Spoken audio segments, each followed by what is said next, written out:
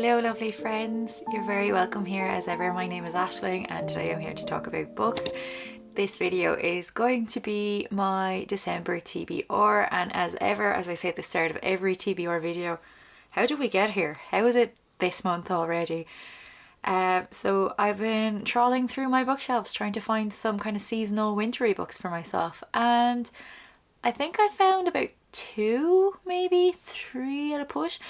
Last year I feel like I had a lot more winter books and I didn't realise that I had read most of them and haven't restocked my wintry books.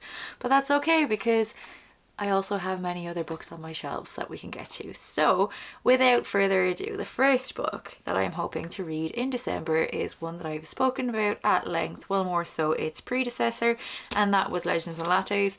So I picked up Bookshops and Bone Dust by Travis Baldry. This week actually I was in Birmingham and I got it for myself. So I'm really excited about this one. We follow Viv, the orc from Legends and Lattes, but this is actually a prequel, so we're set earlier before all of the Legends and Lattes stuff goes on. I'm not going to go into it too much because I'm sure you've heard about this book very often, but Legends and Lattes was one of my very few 5-star books of this year, and I'm really looking forward to getting around to this in the next few weeks. So the next few then are the few kind of more wintry books that I'm hoping to get to. So the first one is one I picked up in Belfast a couple of months ago and I've been saving it for winter, for December, and that is A Winter's Promise by Christelle Davos, and it is from the Mirror Visitor book series.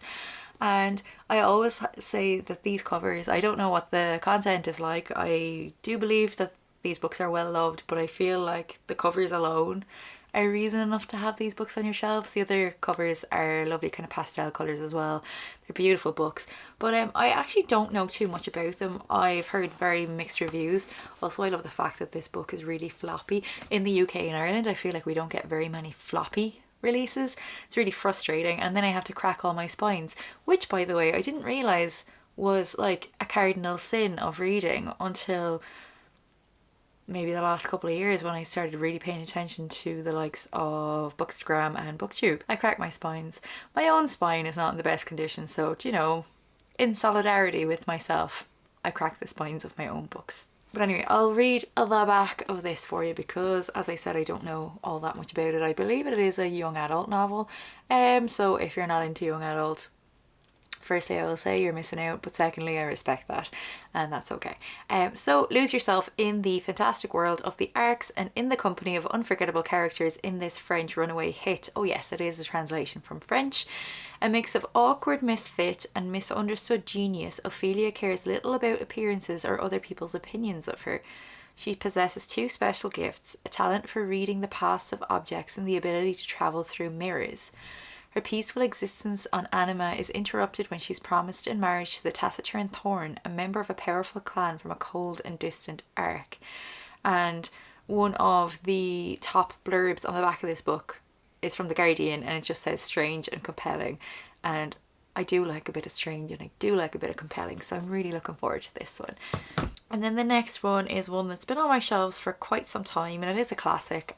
And if you've been around here for a while, you'll know that I do read classics, but there's something that I really have to gear myself up towards, to really psych myself up for. And this one, as I said, has been on my shelves for a while, and that's Little Women by Louisa May Alcott, a book I'm sure you need no introduction to.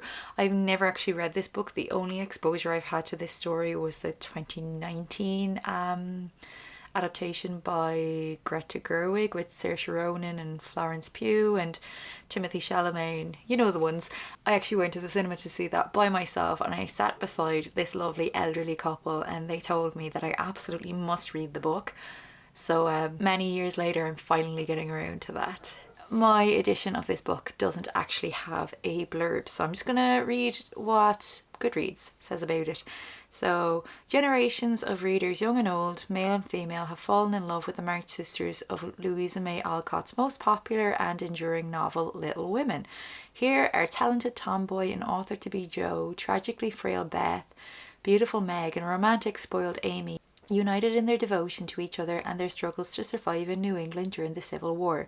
It's no secret that Alcott based Little Women on her own early life, while her fathers, the free-thinking reformer and abolitionist Bronson Alcott, hobnobbed and such eminent male authors as Emerson, Thoreau and Hawthorne, Louisa supported herself and her sisters with woman's work, including sewing, doing laundry and acting as a domestic servant.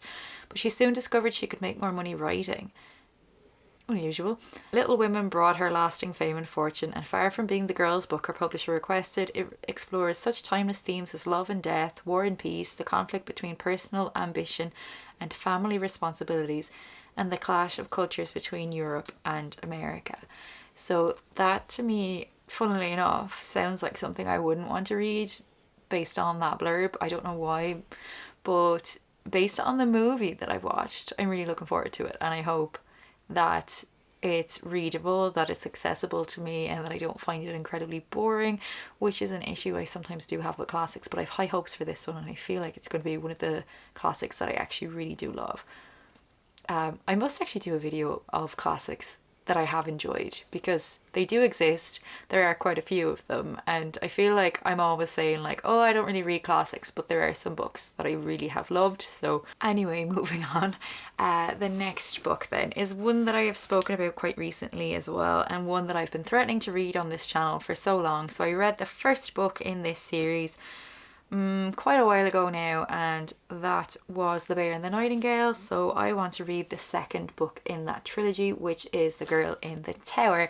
And this book follows Vasya, who was in the first book, so the main character, and she was very much an not traditional character. So she believed not in the kind of orthodox religion that was in Russia at the time in her rural village or her rural town, but more so she believed in kind of, I guess nowadays you would call her more spiritual, and that was really held against her. People saw her as really wild, but it's basically a lovely little fantasy book that's very fairy tale-esque, very mystical, very mythical, and I really enjoyed it. And this follows on Vasya's story, but I don't want to say too much more because I don't want to spoil the first book. But I did really enjoy it, and it was one of the few books in the last number of years that I've just walked into a bookshop, picked off a shelf and bought without researching, and it went really well for me. So I actually should probably do that far more often. If you can hear my little dog breathing and snoring, either I'm sorry or you're welcome, depending on what side you fall on. But anyway, back to it. So the next book then is another book from another series that absolutely needs no introduction. So the first book that I read in this series, I read it ages ago and thought like, oh yeah, that was fine. Didn't really get the hype. And then last month I read the second book in this series because it was on my shelf and I'm trying to get through my own physical TBR, and guess what? I absolutely adored it. I thought it was really good. Objectively, I don't think it's the best book ever written, but I really had a lot of fun with it. So on my way back from Birmingham this week, I nipped into the bookshop in the airport and picked up A Court of Wings and Ruin by Sarah J. Maas. I don't know if you're surprised or not, but here we are. So this one follows, I forgot the name of the main character and I only just read it a couple of weeks ago. Feyre, and Feyre in the first book essentially lives in poverty with her family and ends up accidentally killing one of the Fae, and as punishment for that act and to save her family, she agrees to be whisked off to the Fae world and to not have contact with her family.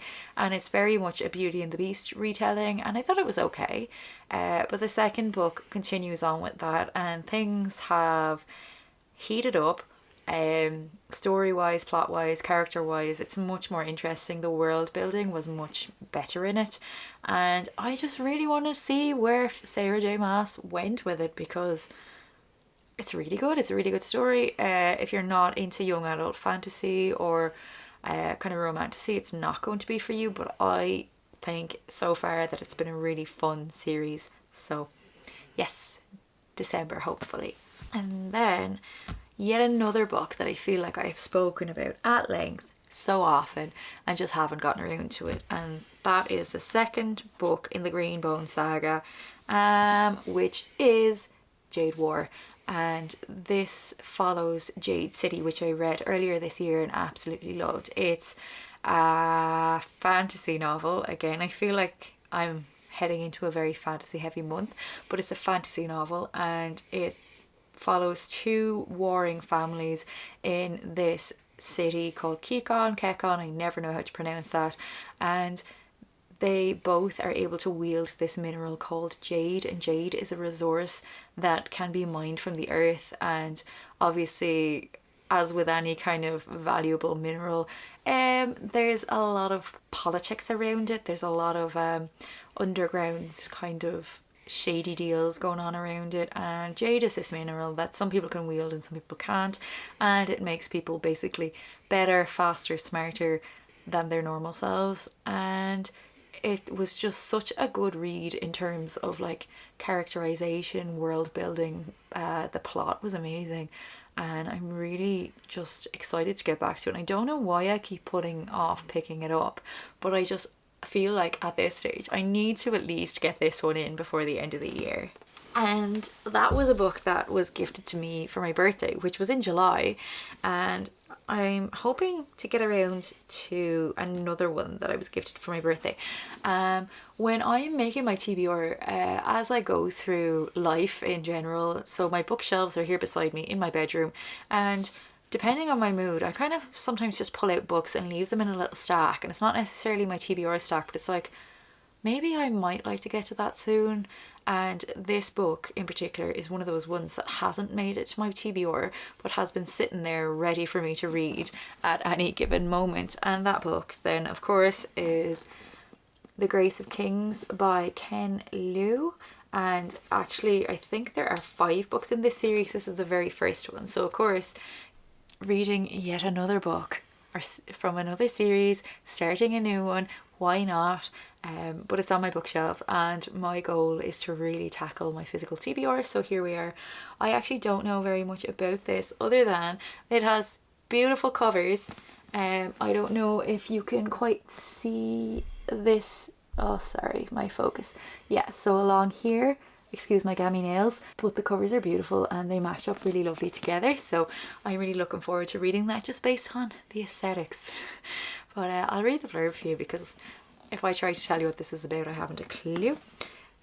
So Emperor Mapadere was the first to unite the island kingdoms of Dara under a single banner, but now the emperor is on his deathbed.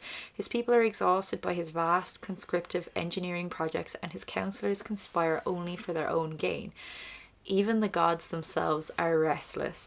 A wily, charismatic bandit and the vengeance-sworn son of a deposed duke cross paths as they each lead their own rebellion against the emperor's brutal regime. If I slowed down, I wouldn't stutter so much. Together, they will journey to the heart of the empire, witnessing the clash of armies, fleets of silk-draped airships, magical books, and shape-shifting gods. Their unlikely friendship will drastically change the balance of power in Dara, but at what price? The Grace of Kings is a debut novel by Hugo, Nebula, and World Fantasy Award winner Ken Liu, and the first in the monumental epic fantasy series, The Dandelion Dynasty. I couldn't remember what the series is called. It's The Dandelion Dynasty. So that sounds like a bit of me, to be honest. This year, I feel like I've just gotten so heavily into fantasy, and I definitely used to be kind of a literary fiction, contemporary fiction baby, and this year I'm like, woo, dragons. And yeah, so this is another woo dragon.